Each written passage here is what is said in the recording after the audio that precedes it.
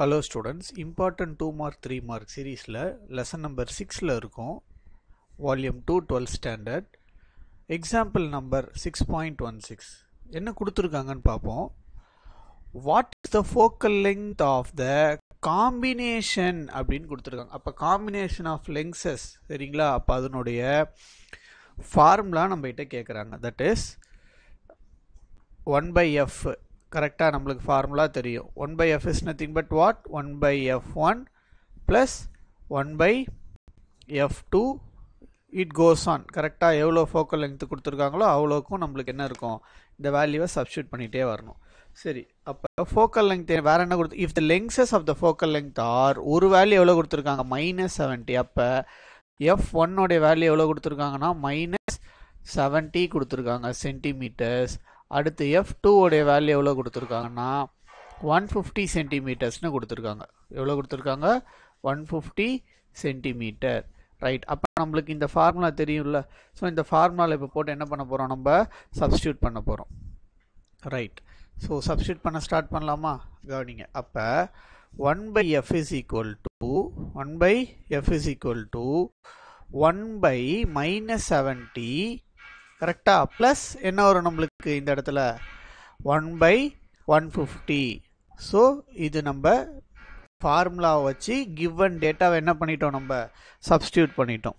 அப்போ நெக்ஸ்ட் இதை எப்படி ஃபர்தராக எப்படி சால்வ் பண்ணலான்னு பார்ப்போம். ரைட், இப்போ ஃபர்தராக சால்வ் பண்ணும்போது நம்மளுக்கு ஆன்சர் என்ன ஆகும் பாருங்க. 1 by f is equal to -150 கரெக்டா ப்ளஸ் 70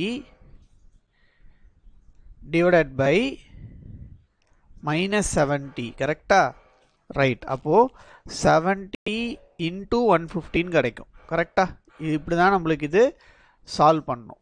ஸோ இதை சால்வ் பண்ணும்போது மேலே நம்மளுக்கு நியூமரேட்டர் வேல்யூ என்ன ஆகும்? -18 கிடைக்குமா? எஸ், -150ல் 70 போச்சுன்னா என்னது? -80. இந்த 70 into 150 பண்ணோம்னா நமக்கு ஆன்சர் என்ன கிடைக்கும்னா 10500 கிடைக்கும். சரியா? அப்போ கீழே இருக்கிற ஒரு ஜீரோவே மேலே இருக்கிற ஒரு ஜீரோவே என்ன பண்ணலாம்? கேன்சல் பண்ணிடலாம். கேன்சல் பண்ணிவிட்டு நம்ம ரெசிப்ரோக்கல் பண்ணோம்னு வச்சுக்கோங்களேன். நம்மளுக்கு ஆன்சர் என்ன வரும்னா -1050. ரெண்டு சைடும் ரெசிப்ரோக்கல் பண்ணுறேன். சரியா? Divided by 8. அப்போது இந்த 1050 நான் என்ன பண்ண போகிறேன்? இப்போ நான் சால்வ் பண்ணனா என்னுடைய ஃபோக்கல் லெங்த் ஆன்சர் எதில் தெரியுமா வரும்? f is equal to minus ஓகேவா 131.25 சென்டிமீட்டர்ஸ்னு கிடைக்கும். சரியா? இதுதான் என்னுடைய காம்பினேஷன் ஆஃப் லெங்ஸஸ் உடைய ஃபோக்கல் லெங்த் ஆன்சர். இப்போ திருப்பி ஒரு வாட்டி கொஷினை போய் பாருங்கள். கொஷினில் வேறு என்ன கொடுத்துருக்காங்கன்னு பாருங்கள். கொஷினில் நம்ம கிட்ட காம்பினேஷன் மட்டும் கண்டுபிடிக்க சொல்ல, what is the power of the combination கேட்டிருக்காங்க.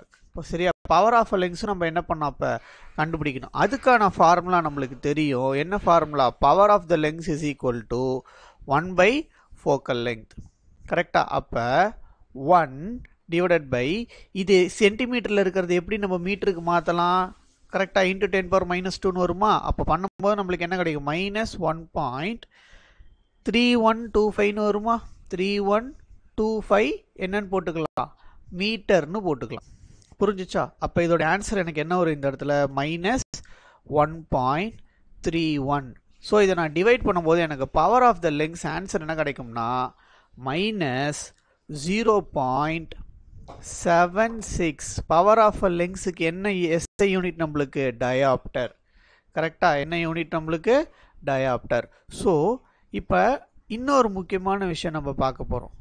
என்ன கொடுத்துருக்காங்க பாருங்கள். இந்த பவர் ஆஃப் த லெங்ஸ் ஆன்சரும் இந்த ஃபோக்கல் லெங்த் காம்பினேஷன் இருக்குல்ல, இந்த ஆன்சர் நமக்கு ஆன்சர் ஃபைனல் ஆன்சர் எப்படி இருக்குது? நம்மளுக்கு நெகட்டிவில் இருக்குது. கரெக்டாக? எப்படி இருக்குது? நம்மளுக்கு நெகட்டிவில் இருக்குது. அப்போது இந்த மாதிரி நம்மளுக்கு ஆன்சர் வந்து நெகட்டிவில் இருந்ததுன்னு வச்சுக்கோங்களேன். இந்த மாதிரி ஆன்சர் வந்து நம்மளுக்கு நெகட்டிவில் இருந்துச்சுன்னா அதை நம்ம என்னன்னு சொல்லுவோம்? It is a combination of என்னன்னு சொல்லுவோம்? டைவர்ஜிங் சிஸ்டம்னு சொல்லுவோம். சரியா? அப்போ என்ன லெங்ஸஸ் யூஸ் பண்ணுறோம் இந்த இடத்துல? நம்ம ரெண்டு என்ன ஆன்சர் கிடைக்குது? நம்மளுக்கு நெகட்டிவ்ல இருக்கு. ஸோ நெகட்டிவ்னா என்ன அர்த்தம்? இட் இஸ் அ டைவர்ஜிங் லெங்ஸ்னு அர்த்தம். கரெக்டா? It is a diverging lens. So இப்போ இதை சால்வ் பண்ணிட்டோம். இப்போ இதில் இன்னொரு முக்கியமான விஷயம், இதை டெரிவேஷனும் நம்மளுக்கு வந்து இம்பார்ட்டன்ட் 3 மார்க். சரியா? Combination of lenses is also a important 3 mark derivation. அதை பேஸ் பண்ணக்கூடிய ஃபார்முலா, அதை பேஸ் பண்ணக்கூடிய ப்ராப்ளம் இது. So this problem is also important. சரியா? ப்ராக்டிஸ் பண்ணிடுங்க. Thank you so much.